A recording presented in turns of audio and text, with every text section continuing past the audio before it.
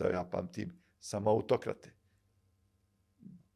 Hvala, kažemo, možda uz 2 kratka izuzetka po godinu, 2. Sve autokrate, evo.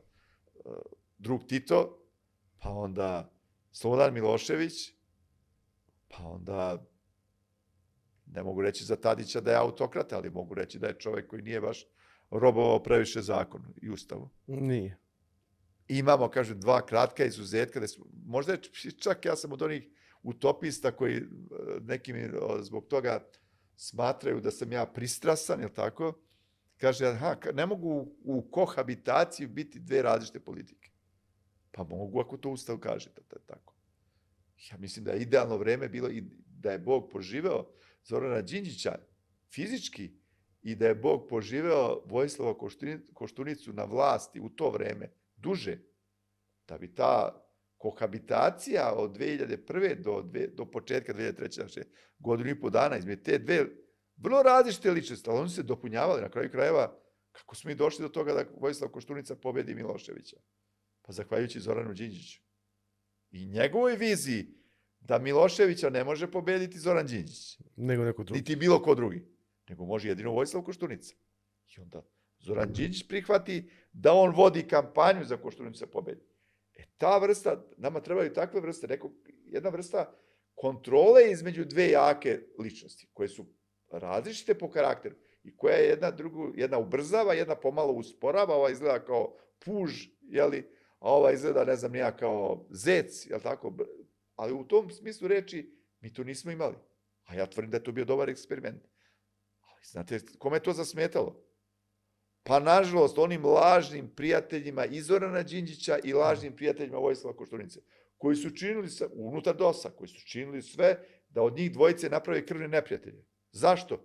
Pa da bi zadržali poziciju za sebe. Ne znam da li znate, mi smo imali 20 stranaka, strančica, sindikata i organizacija unutar DOS-a koji su svi bili u toj prvoj Đinđićevoj vladi zastupljeni.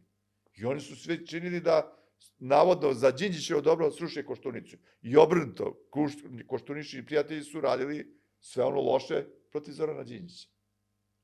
Jer niko nije toliko genijalan da on sam vidi. Vidite, mi čak i ne znamo šta je naš put. Mi kaže Vučić, strategija Srbije. Šta je strategija Srbije? To je on. Znate, završit ću s ovom rečenicom. Znate, najviše izraubovana reč, izraubovan termin u posljednjih godinu dana ovde, osim onog termina Ustaše, pa vi sad, kad hoćete stvarno nekog kažete da je Ustaša jer je počinio zločin, to postaje banalno smešno. Kako bre Ustaša? Ustaša su valjda ovi studenti. Nisu Ustaše, oni iz NDH. Tako je. Najizraubovanija reč vam je Srbija. Kad kažete Srbija smatra, slušajte malo govore Aleksandra Vučića, Srbija nikad neće, Srbija smatra, Srbija će ispoštovati. Ko je bre Srbija? Kad si nas pitao? Upravo to, kad si nas pitao da Kosovo nije deo Srbije i da ti možeš da pregovaraš o tome da nije ono deo Srbije? Kad si nas pitao? A sad smo otišli u onu posljednju fazu toga, kad zapravo on kaže Srbija pobeđuje. Znači, ako pobedi ono što on danas misli, a možda će se promeniti mišljenje, to je pobeda. Svi mi koji ne mislimo tako, mi smo ta nepristojna Srbija, mi smo rušioci države, rušioci poretka.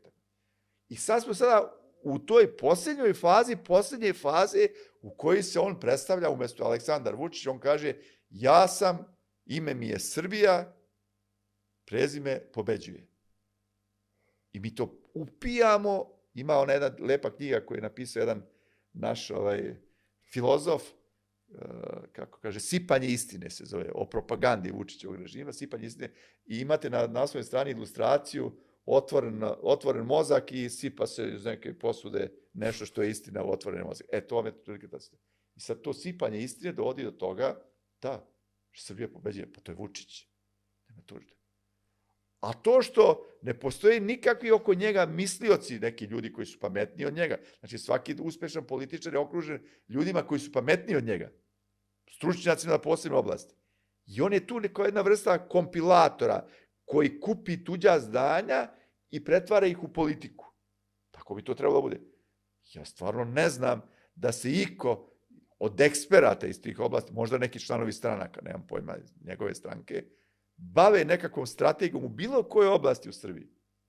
I da na osnovu toga sad mi možemo reći, aha, mi znamo kuda idemo, mi ne znamo kuda idemo. Kuda plovi ovaj brod? Pojma nemamo.